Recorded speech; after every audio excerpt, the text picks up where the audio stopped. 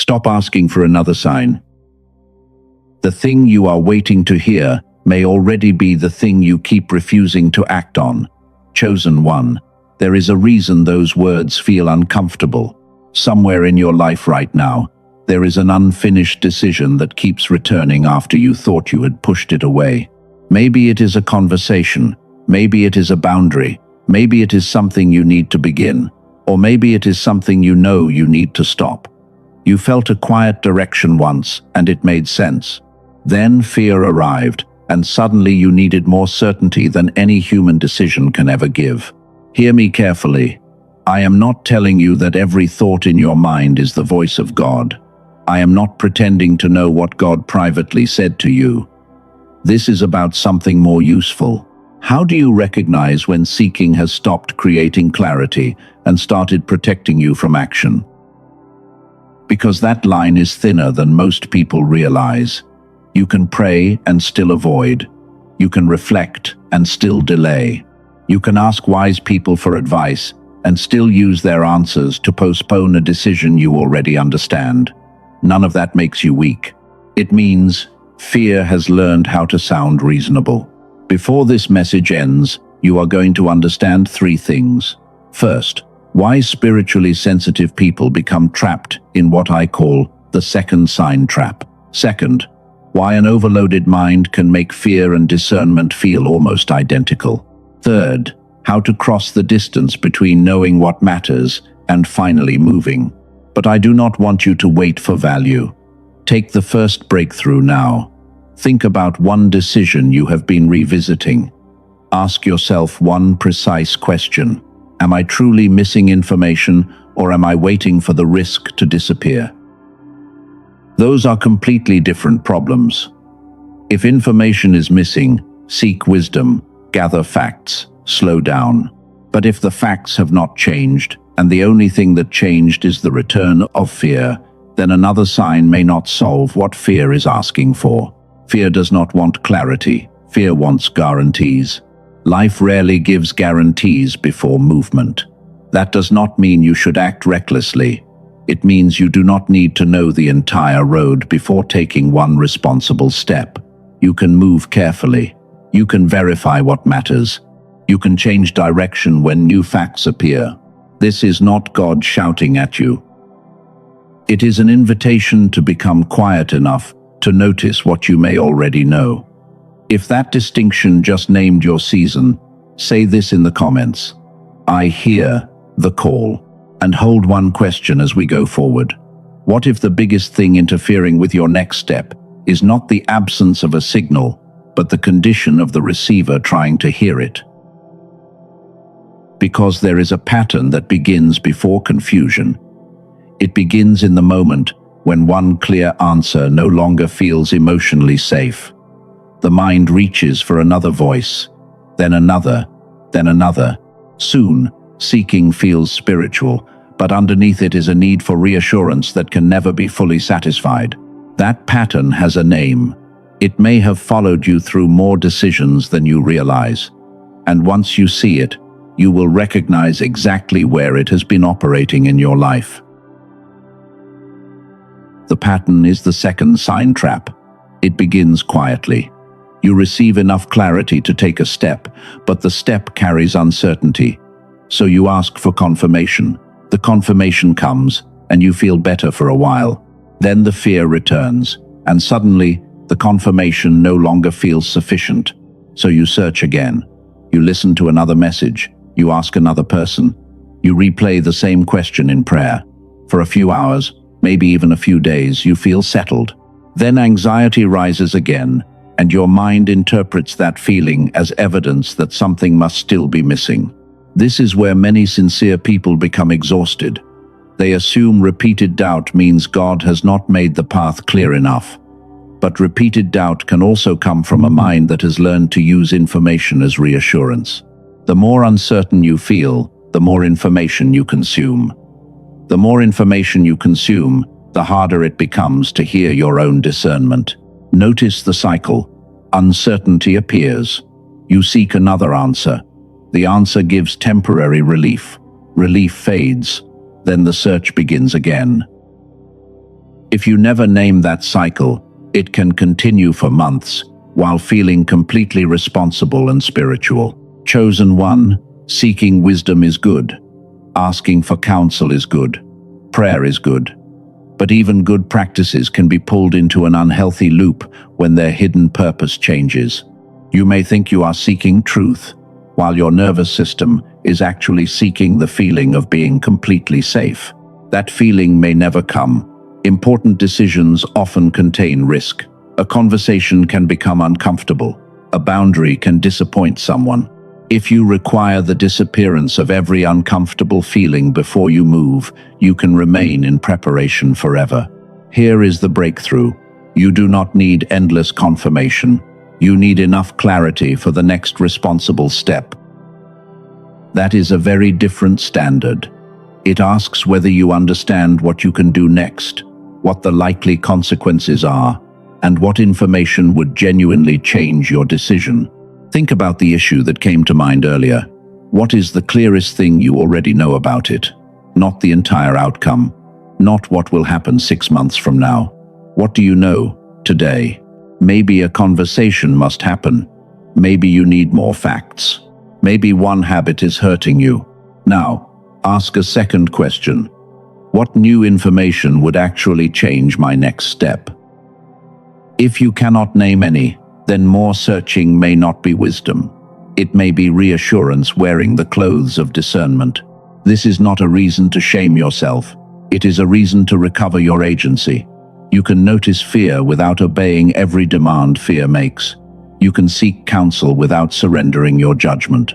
You can pray without turning prayer into an endless request for guarantees.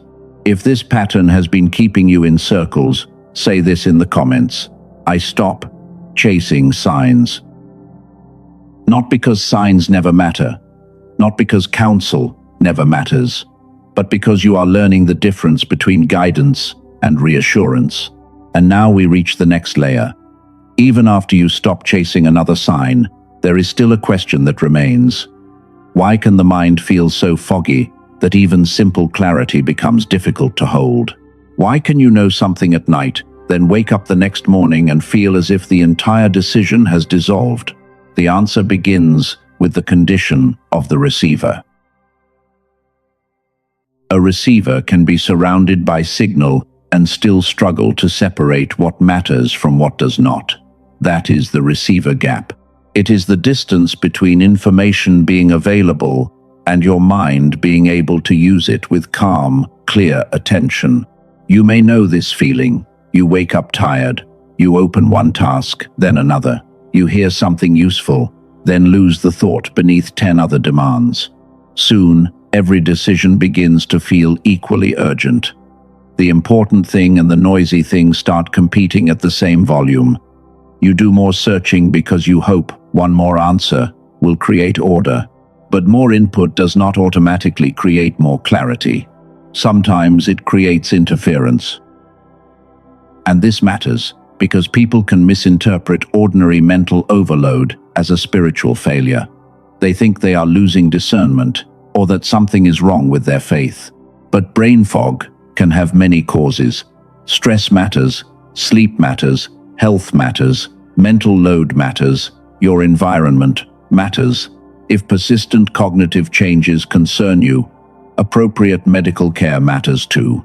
Not every foggy day is a spiritual message, and not every difficult season should be turned into a supernatural explanation. That distinction protects you.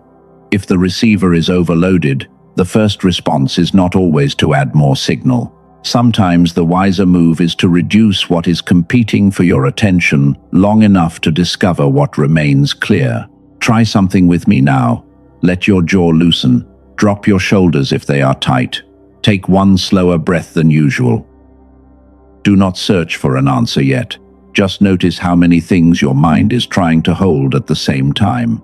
Now ask one question. What is actually urgent today? Not what is loud, not what somebody else wants immediately. What truly needs your attention first? Give your mind permission to name one thing instead of 10. Clarity often feels quieter than adrenaline. Fear shouts that everything must be solved now. Discernment is often more specific. It can say, make the call, read the document, rest tonight, ask the question, finish the one task in front of you. This is why adding endless messages can become counterproductive. When every voice is important, no voice is prioritized. When every possibility is treated like a sign, the mind loses hierarchy. You do not need 20 directions competing inside you. You need enough internal space to recognize the next responsible one. And there is another layer we have not reached yet.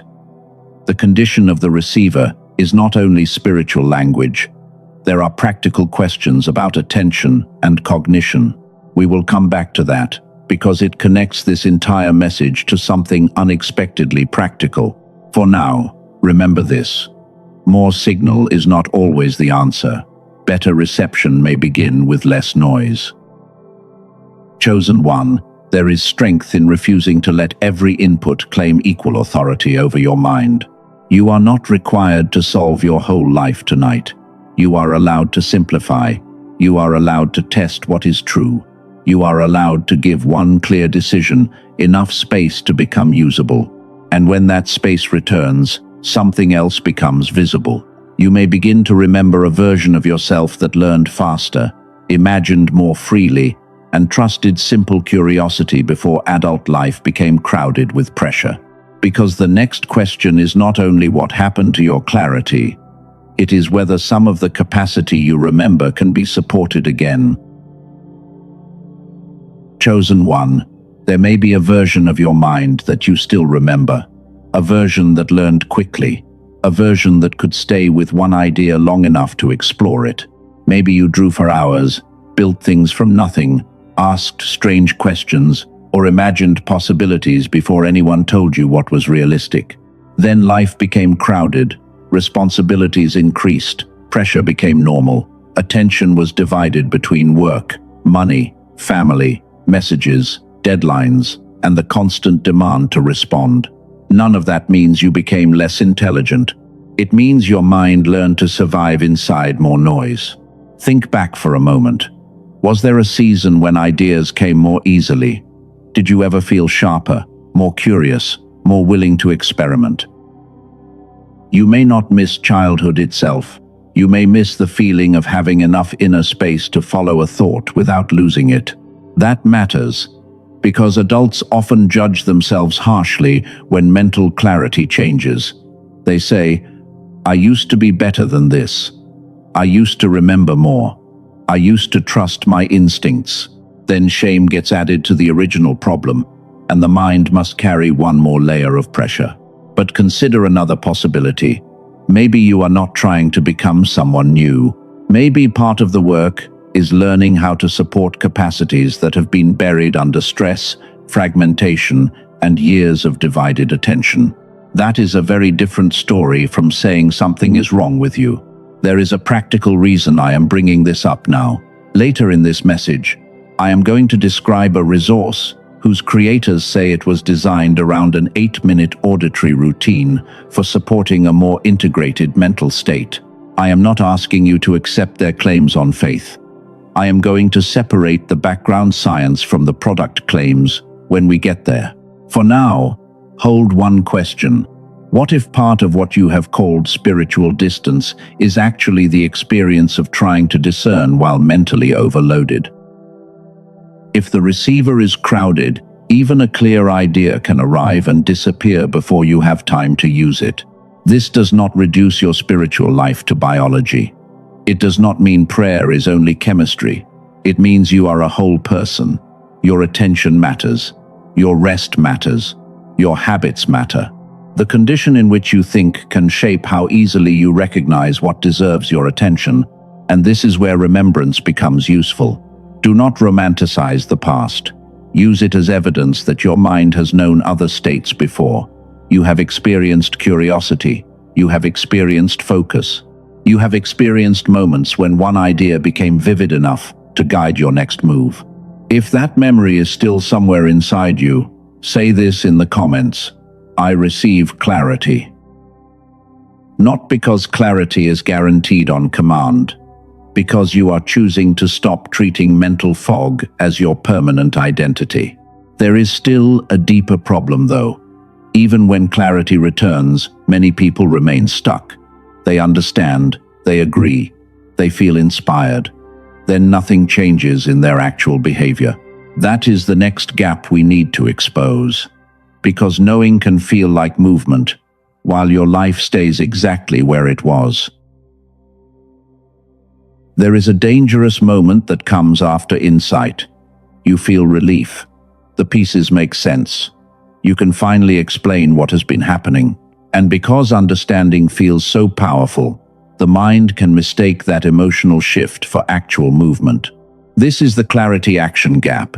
You know what matters, but nothing observable changes. You save the message. You underline the sentence. You write 3 pages in a journal. You promise yourself that tomorrow will be different. Then tomorrow arrives, and the same habits quietly reclaim the day. This happens because insight can create a feeling of completion before the real work begins.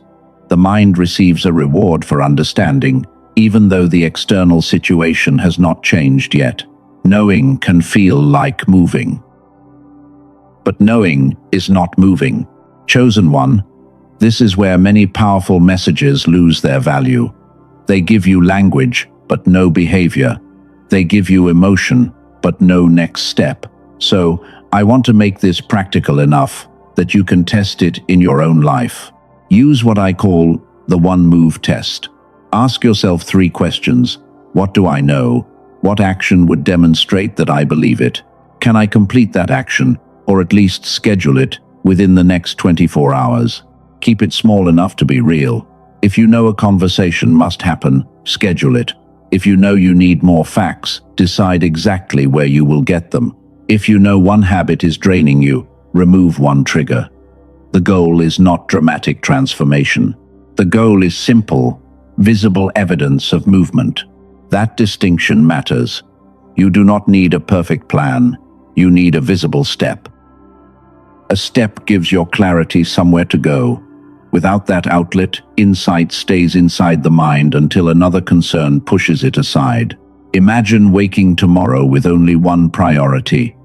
Not 10 spiritual questions, not 14 unfinished directions. One clear move that deserves your attention first. You know why it matters. You know what action belongs to it. And you do not need another person to tell you that starting is allowed. That kind of clarity is quieter than excitement. It does not always feel dramatic. Sometimes it looks like opening the document, sending the email, making the appointment, saying no. Going to sleep earlier because tomorrow requires a mind that can actually think. If you are ready to stop collecting insight without movement, say this in the comments: I move with clarity. Let that statement mean something practical. Before the day ends, identify one action that proves you heard yourself. But there is still one missing piece. Everything so far explains why you can stay stuck even after receiving guidance. It does not fully explain why your ability to receive and hold clarity can feel diminished in the first place. Earlier, I asked you to think about the receiver. We are coming back to it now, because understanding the signal is one job. Supporting the condition of the receiver is another. And if you confuse those 2 jobs, you can keep asking for better answers while ignoring the state in which those answers have to land. Earlier, I asked you to hold one question. What happens when the signal is present, but the receiver is too overloaded to use it well? We have reached the point where that question matters most. Why can you understand everything we have discussed and still wake up tomorrow inside the same fog? Why can an insight be accurate, yet difficult to hold long enough to act on? Because understanding the signal and improving the receiver are 2 different jobs. Here is the plain version. You may not lack guidance. You may be overloaded. You may be seeking reassurance. You may be mentally fragmented. You may be trying to make fear disappear before taking one responsible step. The goal is not certainty about everything. The goal is enough clarity to recognize what matters, then give that clarity a path into action. The chosen one is not the person who receives endless signs. The chosen one learns how to respond responsibly when something becomes clear. The signal may already be there. The question is whether your present state allows you to use it. This is where the practical resource I mentioned earlier enters the conversation. First, the background. Dr. Roger Sperry received the Nobel Prize in 1981 for research that helped clarify how the brain hemispheres can have specialized functions while normally working together. That history is useful context, but hear this distinction clearly. It does not prove that any commercial audio will create a specific result for you. Background, science, and product evidence are not the same thing. The product page also features customer stories. One woman from California reported feeling clearer and more present after using the program. A man from Texas reported stronger focus and clearer decision-making. These are seller-supplied testimonials, not guarantees or clinical proof. The product is called the Genius Switch. Its creators describe it as a targeted auditory sequence designed around what they call neural sync technology. The routine takes about 8 minutes. You use headphones, close your eyes, and listen. They position it around whole brain coordination and hemisphere synchronization. They describe it as different from a meditation routine or a simple relaxation track. Those are product claims, not established medical facts. This is not for everyone. It is for the person who recognizes that spiritual seriousness can include caring for the condition in which you think, decide, and act. If your mind has felt crowded, you may decide it is worth investigating. According to the offer described by the seller, the program is priced at $39. They also list lifetime digital access and 4 bonuses. Those include a guided visualization, a grocery shopping guide, a classic manifestation book, and a printable habits infographic. The seller also states that the purchase has a money-back guarantee. Verify the current terms before deciding, because offer details can change. Do not turn urgency into pressure. The seller states that the current price may change. Verify that on the page itself. You do not need to buy because you are afraid of missing a spiritual blessing. And do not confuse a product with the source of your wisdom. A tool cannot make your decisions for you. It cannot replace prayer. It cannot replace sleep, medical care, good counsel, or responsible action when those things are needed. If you want to examine the offer described here, the direct link is in the description and the pinned comment. Read the details. Look at what is claimed. Look at what is guaranteed. Decide for yourself whether it fits your situation. Then return to the deeper current of this message. The tool is not the destination. Clarity is not the destination either. The real question is what you do when clarity becomes available again. And that brings us to the next threshold. You can have a better receiver, you can have a clearer signal. But if you still wait for fear to disappear before moving, the same cycle can rebuild itself in a new form. A tool can support clarity. It cannot replace God. It cannot surrender for you. It cannot make a decision in your place. And it cannot turn fear into wisdom while you refuse to look honestly at what your life is showing you. That matters after everything we have discussed. The resource from earlier belongs in the category of support, not authority. If you explore it with clear eyes. If you do not, the deeper work in this message remains exactly the same. And if you have spent money on things before and felt disappointed, your skepticism is not a spiritual defect. It may be discernment. You are allowed to ask what a product actually does, what evidence supports it, and whether the promise matches the reality you need. So let us return to the part no tool can do for you. You still have to decide what deserves your attention. You still have to notice when fear is asking for another guarantee.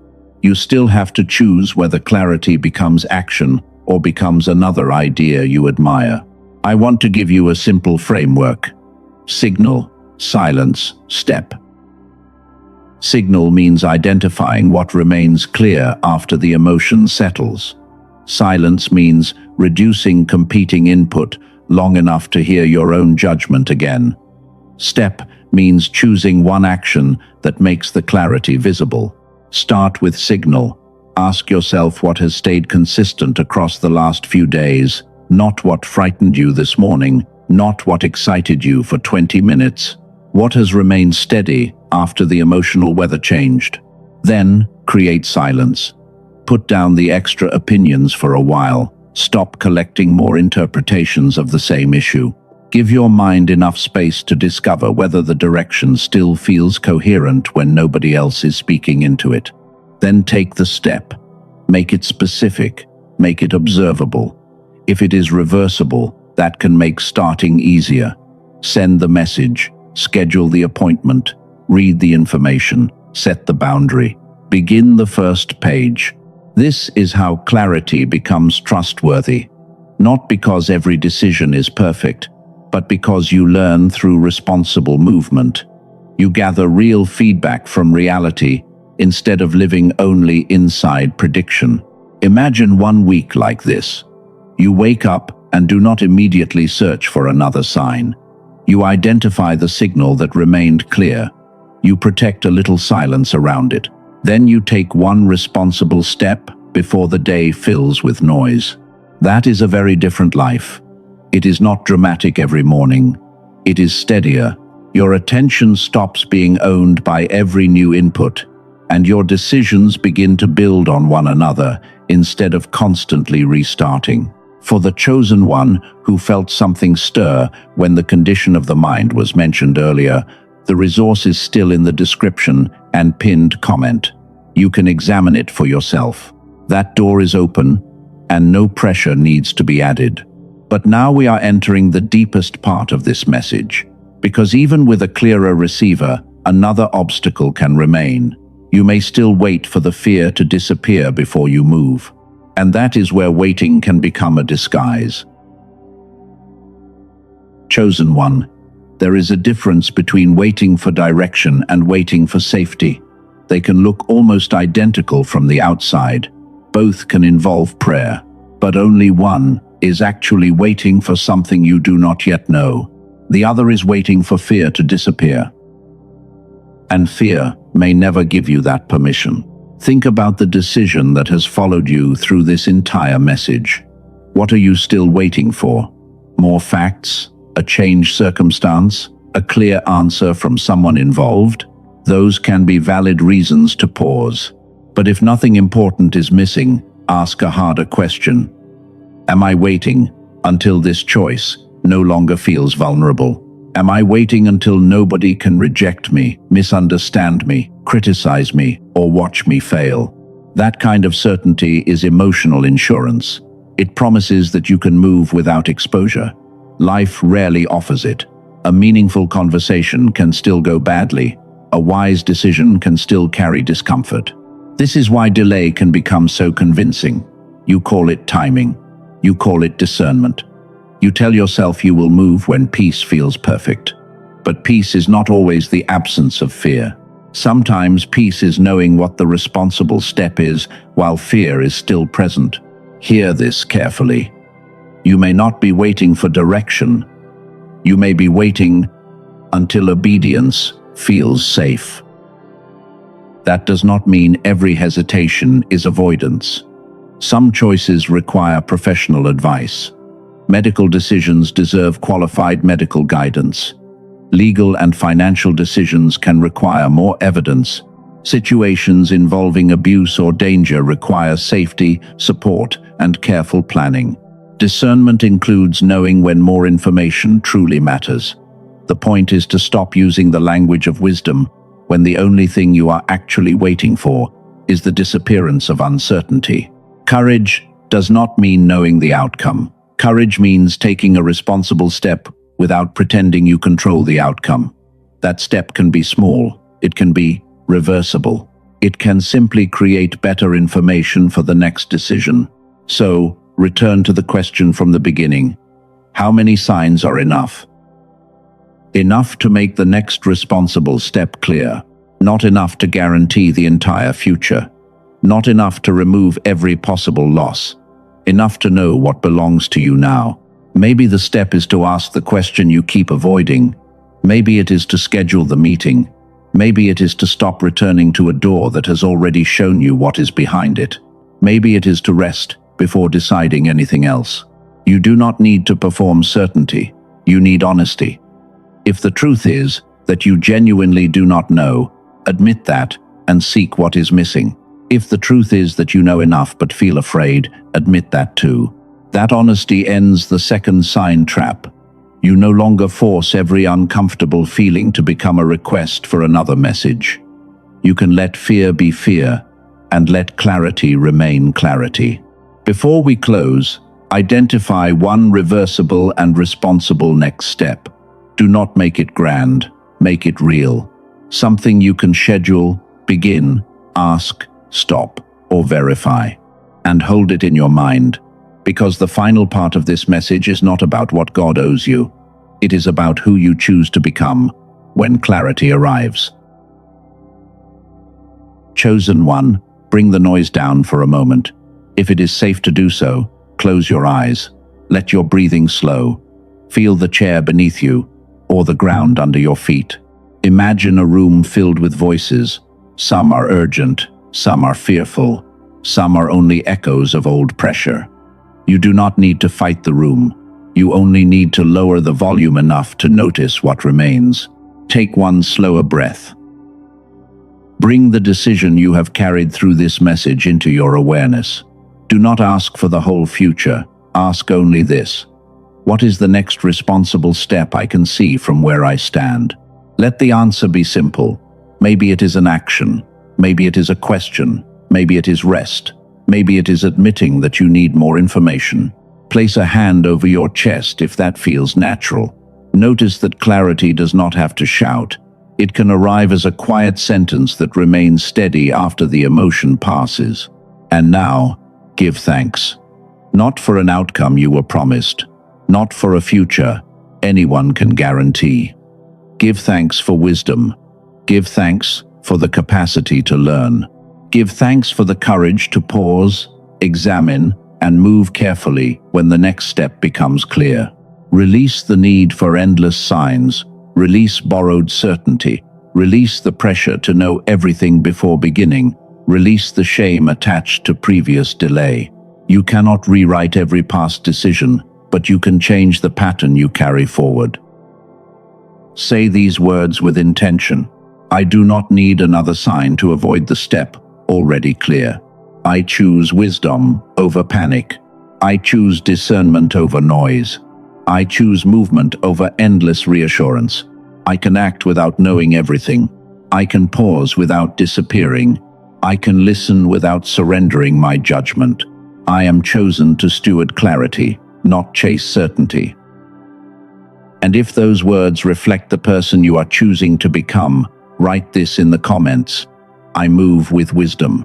Let it become a standard. When clarity comes, you test it. You seek counsel when counsel is needed.